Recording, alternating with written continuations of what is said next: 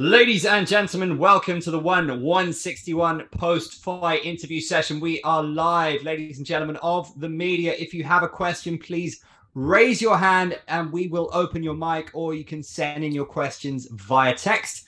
We're joined by Tiffany No Chill Teo, who got off to a dream start in her atomweight debut. Awesome victory over Ritu Phogat via submission in the very first round. Tiffany, congratulations. You look ripped, in brilliant condition. How did you feel on your atomweight debut? Hi, Andrew. I feel really great. I'm glad to get a first round finish and, of course, the 50 Gs bonus. We're going to go across to a text question from the media, which comes from Luisa Morales from Philstar, who asks, did the win vindicate your decision to move down, and is atomweight your new home? I've mentioned this before, the main reason why I'm coming down to atomweight is because I want to fight more often, and atomweight is a really stacked division. But I'm still keeping my options open at strawweight. So if any good fights open up, I'm still the top contender at strawweight. I'm open to going back to strawweight and just fighting in both weight categories. Yeah. We're going to go across now to Vince Richard from Sportskeeda. Vince, your mic is open. Okay. You beat Ritu in her own game, which is grappling. How much confidence did you get from that win, considering this is your first fight? Okay. Yeah. There's no doubt that she's a great wrestler, and she has been wrestling, throughout her entire her childhood and her teenage years. But I've always tried to emphasize on the point that it's mixed martial arts that we are talking about. I'm not competing against her in a wrestling contest. So even though she's a really good grappler, good wrestler, I knew that I'm in the context of MMA. I'm better than her in everything. I knew that I have superior striking, grappling, and when it comes to MMA wrestling, I knew that I could out wrestle her if I had to. Yeah. All right. Can I get one more question? Yeah, sure. Got your first win, first fight at atomweight. How many wins, how many dominant wins do you need to face Angela? Well, if it's up to me, I want to fight her next. But it's the matchmakers that makes the call. So yeah, we'll see. We'll see what happens this weekend. She's going to fight for the strawweight title too. So who knows? If she wins, I'm the top contender at strawweight. So that's the fight to make. If she loses, I'm here at atomweight waiting for her. So it has to happen either way. All right. Thanks, Tiffany. Thank you. Our next question comes from Tessa Jasmines from Business Mirror, who asks, what prompted the drop down in weight? Yeah,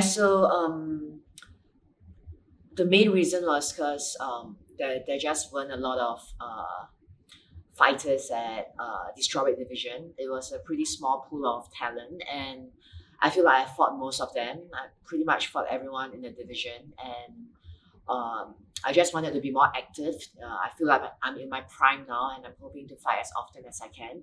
And atomweight is a really stacked division, so it just made sense to drop down to a lower weight cat so that I could be more active in the next couple of years. Our next question comes from Singapore Strike Sports. Go ahead with your question. Can you hear me? Yes. Okay, Faris here for SG Strike Sports. Do you expect the win at the first round? Yeah, I was hoping to get the finish in round one. I was hoping for either a knockout or a submission. I was just flowing with things and see how it's going to play out. If she kept striking, I would have gone for a head kick knockout. That was my game plan. So it went to the ground and it went according to plan also. I finished with a rear naked choke. Yeah. All right, one last question. I know you want to fight Angela Lee, but who else do you like to face in this division? Who else? I'm open to fighting anyone, to be honest. Like Angela has someone that I've always wanted. It's the fight I've always been calling for since day one. So I feel like it makes the most sense now that I'm fighting in both division and I'm one of the top contenders in both division. So other than that, I'm open to any good fights that the matchmakers have to offer. Like after my fight against Meng Po, I call out the whole division, and I still stand by what I say. I'm ready to fight anyone. All right, thank you very much. Thank you. Next up, we have a text question from Randolph Youngson of spin.ph, who asks, we know who you want next. Who do you think will be the winner of Lee versus Xiong?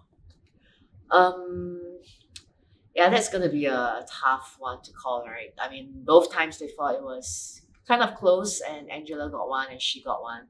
I'm leaning more towards Xiong just because she has been more active, and from what I see for her past few fights, she has been fighting primarily grappler, and Angela, she's a grappler. I feel like she has gotten very used to that style of grappling, how to like negate the takedowns and how to do damage. And I just don't really see how the improvements on Angela's end. I mean, her last fight was against them. She hasn't been that active for the past few years. So I'm leaning more towards Xiong for this, yeah. The next question from Randolph is, what are your strengths against Lee? My strengths against Lee. I think I have superior striking compared to Angela Lee, and I think we're pretty even on the ground. So, and I feel like I can mix things up better in terms of MMA, just setting up my takedowns and all. And I feel like I just pose a different threat to her compared to all the other athletes that she has faced. Yeah. Our next question comes in from Jeffrey, Jeffrey, your mic is open.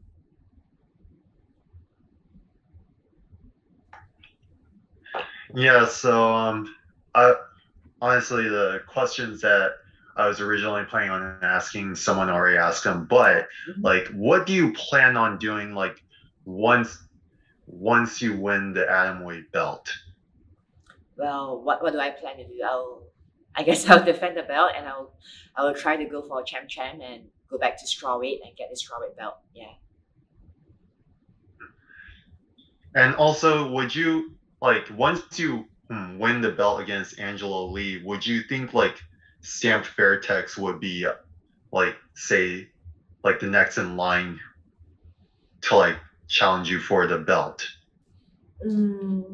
Yeah, I'm sure she will be one of the top. She's one of the top few contenders in the atomweight.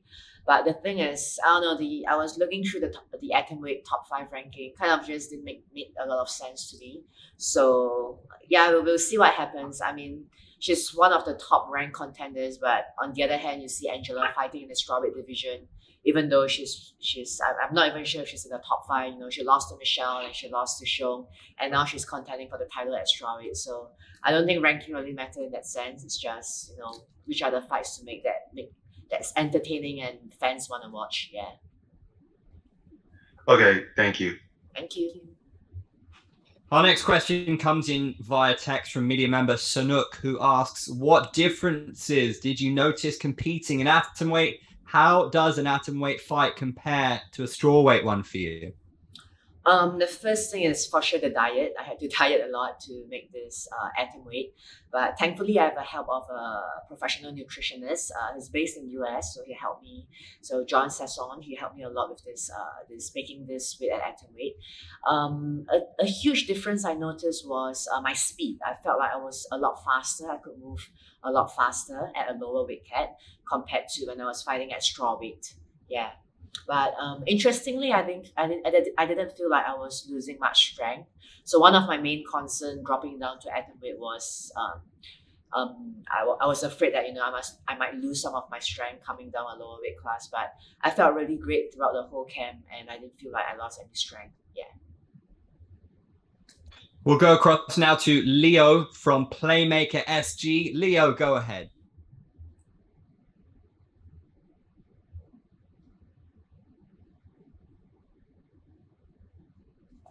Hello, hi, Tiffany. Hi. May I know what do you plan to do with the prize money? What do I plan to do with? Oh, the prize money? Oh yeah, I'll probably treat myself, you know, to a good meal after this. And I haven't really thought about it.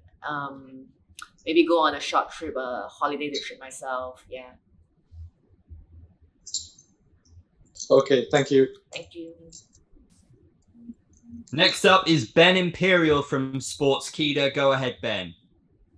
All right. So there's this possibility. You mentioned that you're looking at Sean retaining the strawweight belt, but there's a possibility that Angela would come up with a two division world champion? If ever that happens, you called out Angela. What would you be gunning for? The atomweight belt or the strawweight belt? Yeah, so I mean, if she wins this weekend, she'll be the champ of the strawweight division.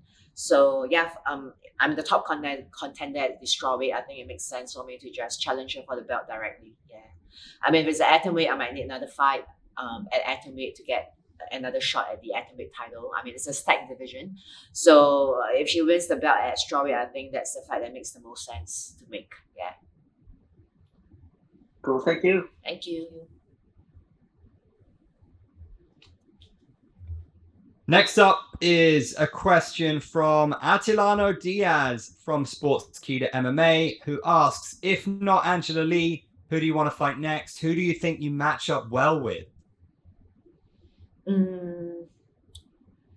So for the strawweight division, I feel like I fought most of them. I mean, it would be cool if I get a rematch with Xiong. I believe that the third time will be the charm.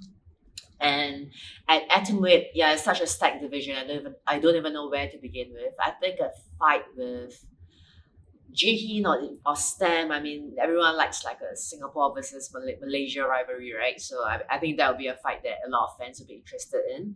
And Stam, she's one of the top contender in the division also. So I think that would be a good fight to have too. Absolutely.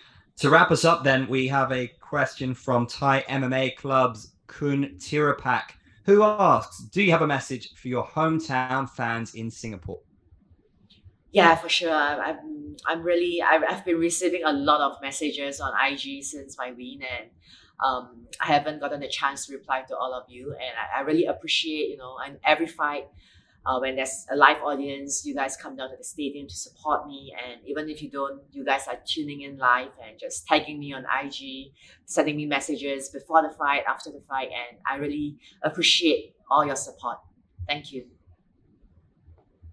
Well, your impressive, massive CV in MMA continues to grow. Another submission victory, Tiffany. Superb night's work. Congratulations.